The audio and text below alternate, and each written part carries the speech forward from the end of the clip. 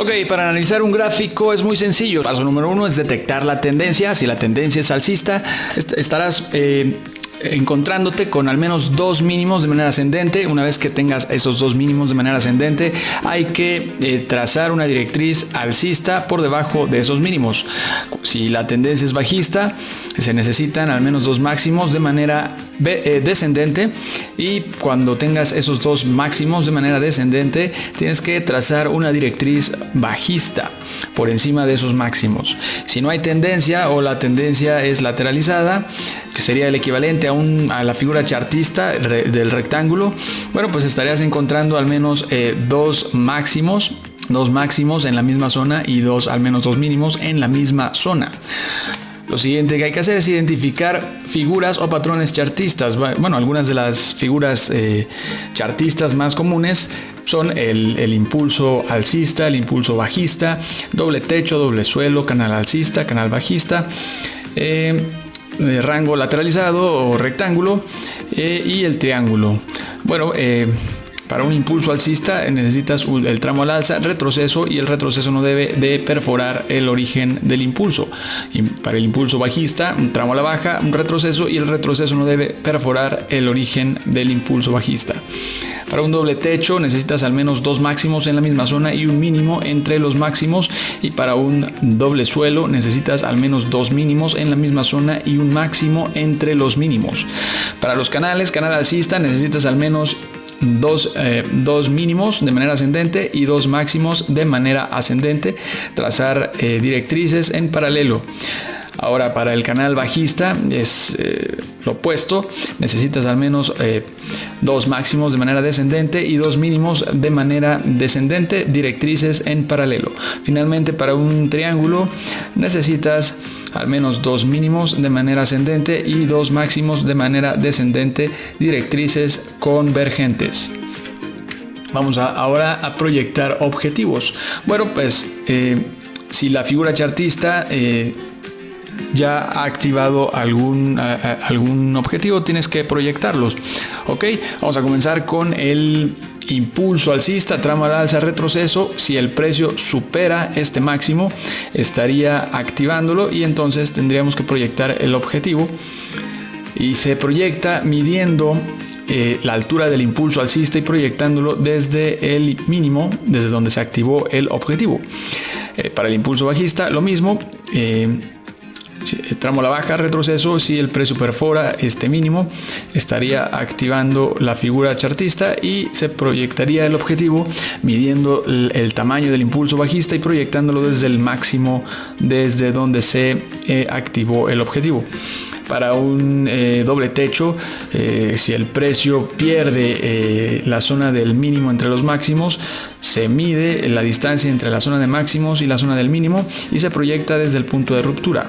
Para el objetivo del doble suelo, si el precio perfora la zona del máximo entre los mínimos, se mide la distancia entre la zona de máximos y mínimos,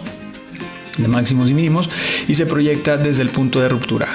Para el canal alcista, bueno, si el precio perfora cualquiera de las directrices, activaría el objetivo y se mide el ancho del canal y se proyecta desde el punto de ruptura, ya sea si perforó la directriz superior o la inferior. En el bajista es lo mismo. Si perfora cualquiera de las dos directrices, estaría activando el objetivo y se mide el ancho del canal y se proyecta desde el punto de ruptura, ya sea la directriz superior o la inferior. Finalmente, para un triángulo, si el precio perfora igualmente cualquiera de las dos directrices, activa el objetivo y se proyecta midiendo el ancho de la base del triángulo y se proyecta desde el punto de ruptura, ya sea desde la directriz superior o la directriz inferior. Vamos ahora a marcar zonas de anulación. Las zonas de anulación se dan, por ejemplo, en el impulso alcista. La zona de anulación estaría por debajo del mínimo de la activación. En el impulso bajista estarían por encima del máximo de activación. En el doble techo, la zona de anulación estaría por encima del máximo, de la zona de los máximos.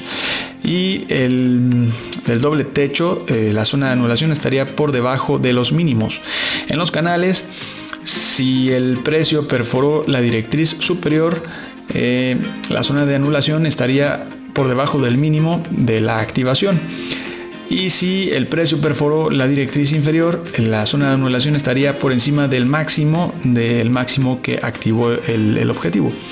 Por último, en el triángulo, si el precio perfora la directriz superior, estaría por debajo de la zona del mínimo desde donde se activó el objetivo, y si perforó la directriz inferior, estaría por encima del máximo de la perforación del objetivo.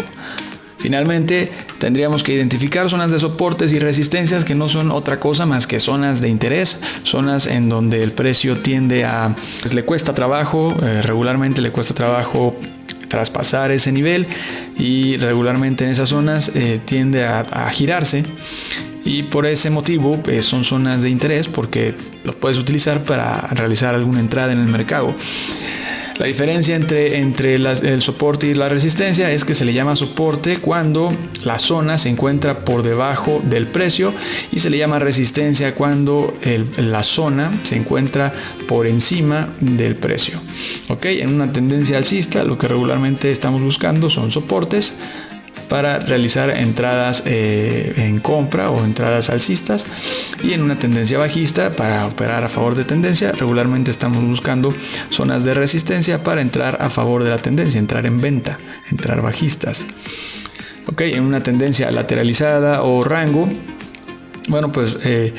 la resistencia se encuentra en la zona de los máximos, y el soporte se encuentra en la zona de mínimos.